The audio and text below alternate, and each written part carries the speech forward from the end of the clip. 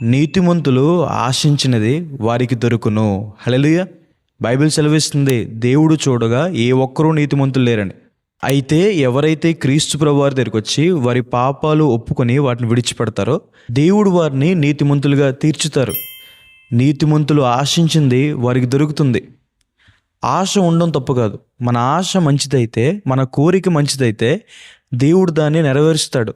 Hannah గారికి ఉన్న ఆశ గర్భఫలం, సంతానం.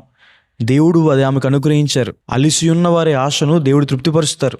వివాహం కోసమో, ఇల్లు కట్టుకోవడం కోసమో, లేదా అప్పుల బాధల నుంచి బయటికి రావడం కోసమో, అనారోగ్య విషయంలో స్వస్థత కోసమో ఎన్నో సంవత్సరాల నుంచి ఎదురు చూస్తున్నారా? దేవుని మీద ఆశ పెట్టుకున్నారా? మీ ఆశ భంగం కానేరదు. దేవుడు ఖచ్చితంగా మీకు సహాయం చేస్తారు. మీ ఆశను దేవుడు తీరుస్తాడు.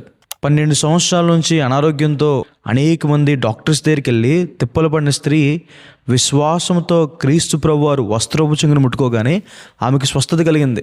38 సంవత్సరాల నుండి బెతస్దా కోనేటి దగ్గర పక్షవాయుతో పడున్న వ్యక్తిని క్రీస్తు ప్రభువారు ముట్టి స్వస్థపరిచి లేవనెత్తారు. దేవుని ప్రజలుగా మన ఆశ మొదటిగా దేవుని వాక్యం మీద ఉండాలి.